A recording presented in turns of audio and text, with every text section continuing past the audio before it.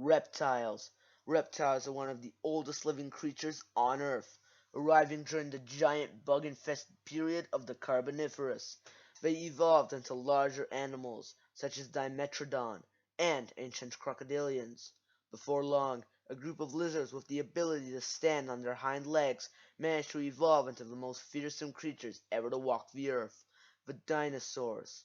However, sadly, at the end of the Cretaceous period, all the dinosaurs had gone extinct and were replaced by mammals. But mammals didn't replace reptiles. In fact, reptiles, I believe, are one of the most thriving creatures on this planet. And I also believe that they are the best creatures at basic survivability in this harsh environment. But that's a statement that requires some evidence, and I've yet to show any. So let me show you some evidence. My first point, experience. As stated, reptiles are very old, not as old as fish, insects, or amphibians, but still very old. This means that they have had a long time to see which abilities are effective in survival. For example, very early on the crocodile evolved into existence and was an apex predator. It thrived so well, it's remained practically unchanged until now. But there are some crocodiles who have went on a different evolution path. The land crocodile. We'll be talking about this one, Postosuchus. It hunted large herbivorous reptiles, Lystrosaurus, during the mid to late Triassic period, and completely dominated the food chain at the time. It was a slow-moving animal and required a lot of energy to function, but as I said, it dominated Lystrosaurus and managed to survive itself for a very long time during this period. However, when the Lystrosaurus extinction happened, the Postosuchus had no other food source and it went extinct alongside it. It was overtaken by the small Triassic dinosaurs such as Coelophysis, which took less energy and were much smaller. Point 2. Power. Reptiles are pretty tough. Most lizards can regenerate their tails. A lot of snakes have a fierce bite, and crocodiles can tank shots from most low to mid caliber guns.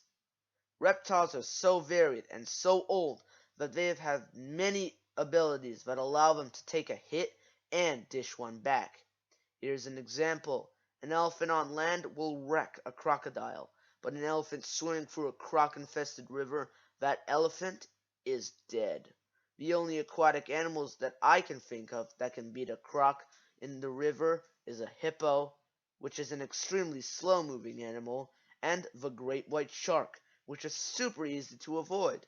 Just don't go in the ocean.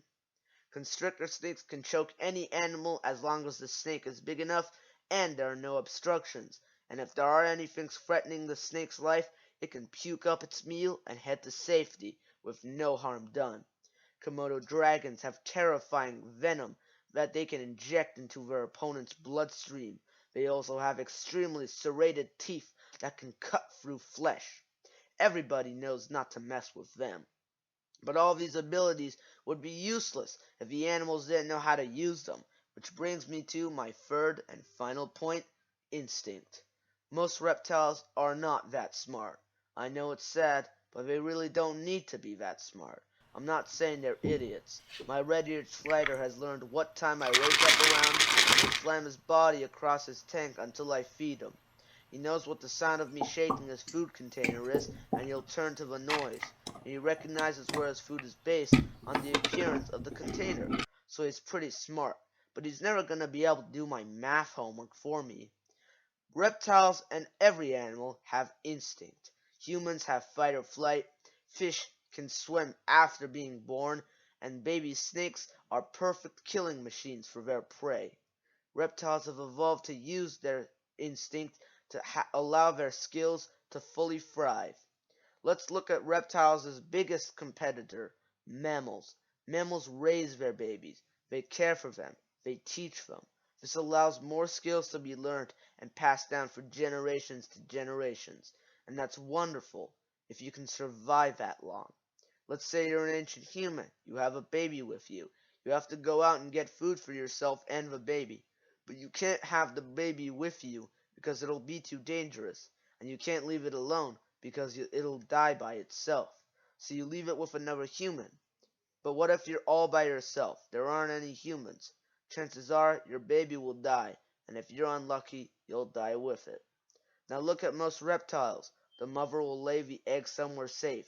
Sometimes the mother will stay with the eggs, such as ball pythons, and other times they leave, like sea turtles.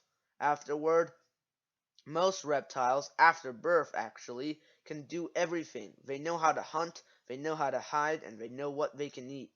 Draco lizards, seconds after birth, are climbing up the trees to the top of the canopy to glide around looking for food and away from predators. No teaching is required. There's no hesitation. Just, I'm out of the shell, and boy am I hungry. And remember, mammals are really effective. I mean, we're mammals, and look at our society. It's practically perfect. But they require evolution, passing their memories and skills through generations. And that's great for long term, but in basic survivability, I'm going to place my money on the reptiles.